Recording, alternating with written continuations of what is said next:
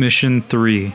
Hungry for Words. Metal Gear Solid has always been a series that's been in love with the sound of its own voice. Between the vast amounts of dialogue, the long cutscenes, the exposition dumps, the history lessons, and the fear! I can see it! The fear! It comes as a bit of a shock that the Phantom Pain deviates from this in a pretty major way. The codec calls are just flat out gone, and in their place are several cassette tapes that fill the player in on story and setting information. This was first introduced in Peace Walker, and was also present in Ground Zeroes, so it's not massively shocking they'd continue in this direction. From a gameplay standpoint, I can see why they did this. It allows you to listen to the tapes at your leisure, even during free-roaming shenanigans, so you don't need to stop playing if you want to hear them. Is what I would say anyway. If Kaz, Ocelot, and the enemy radio chatter didn't constantly interrupt them. This may just be me, but I find this way less interesting than having the conversations in real time during the missions. The codec and characters like Colonel Campbell, Mei Ling, and Otacon are recognizable even to some people who have never touched a Metal Gear game. The codec was actually pretty brilliant though, because it was a means of including vast amounts of dialogue in the games without having to animate much for every exchange, if anything at all.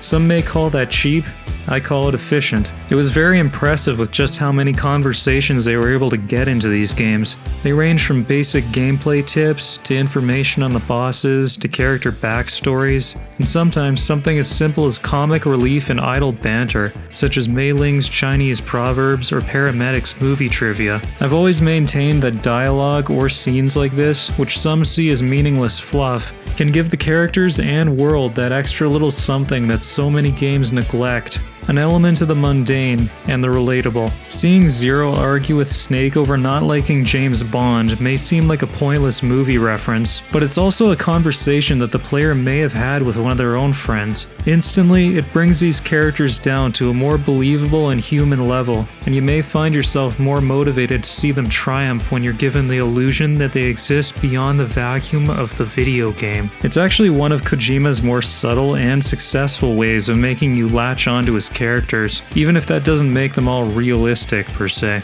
The fact that they can get away with having so much of this dialogue is one of the strengths of the medium of video games too. It's where a lot of the established principles and rules of film don't necessarily apply either. Movies have to keep things relatively short, and they tend to keep the banter to a minimum to preserve the flow and keep things going.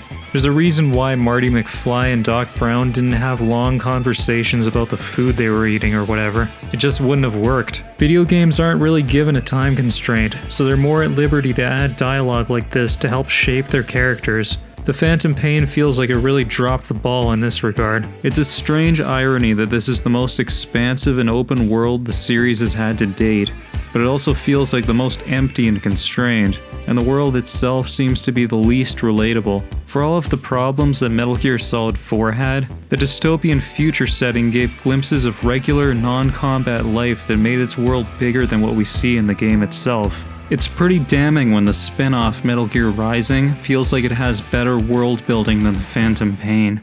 You know, the game where you rip a man's still-beating prosthetic heart from his chest and crush it in the palm of your hand. Oh, spoilers. The fact that the cassette conversations aren't happening in real time also gives Big Boss more of an excuse to stay silent.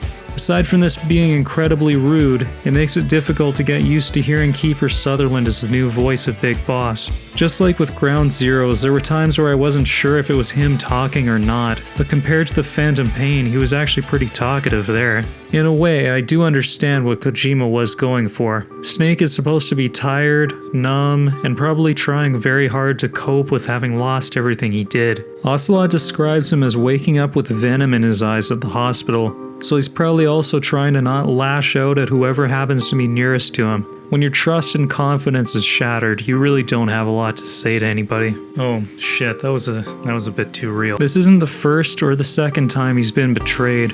He's been through a lot in his life, and one could say he's a very different man. From an audience point of view though, he just sounds disinterested for almost the entire game. He almost never smiles or cracks wise like he used to, and he just seems to be empty inside like me. It just makes it harder to get invested in the story when we're stuck playing a character who seems almost entirely unrelatable, and it's frustrating given how stark a contrast that is from how we've come to know him over the years. I feel bad for Kiefer Sutherland too, because I'm sure a lot of people will blame him for Snake's lack of personality. You know, not the writers. I have no doubt he would have been able to portray a more humorous Snake, as evidenced by his delivery here. Cause I'm having deja vu here. As I mentioned before, the Phantom Pain is strangely devoid of cutscenes compared to the rest of the series. You're encouraged to spend a lot of time exploring, doing side ops, upgrading Mother Base, and collecting new recruits, so it's easy to go hours without advancing the story at all. Metal Gear Solid has a pretty clear stigma of being style over substance, but to be honest, the games have always been very replayable thanks to their short length. With the cutscenes skippable and the game being such a tightly focused experience while still retaining an impressive amount of freedom to play your own way, Metal Gear Solid 3 is a game I can still go back to more than a decade after it was released and still be impressed by it. Looking at my playtime of the Phantom Pain for this review, I'd venture to say I've probably spent more time with it than all of my playthroughs of Snake Eater combined, and only gotten through it once.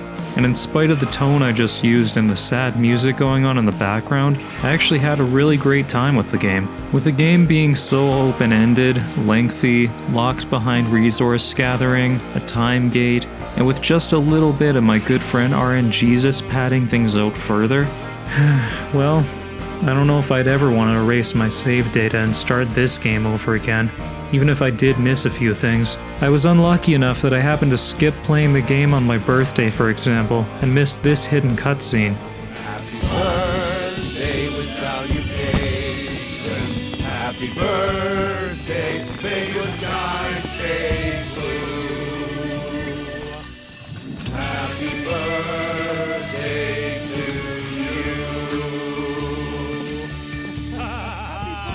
That scene is great, if a little awkward due to the lack of dialogue from Snake, but at least he's smiling for once. It makes me wish there was much more of this in the game. It reminds us that, oh, that's right, these characters are supposed to be friends with each other.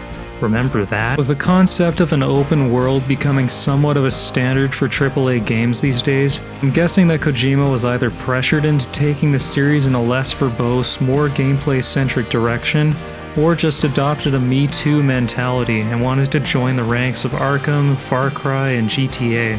Unfortunately, it seems like there were more than a few compromises made along the way. While I do find the game to be very, very, very good, the story and characters suffered as a result of the team's focus changing so dramatically. Let's discuss the story itself, shall we?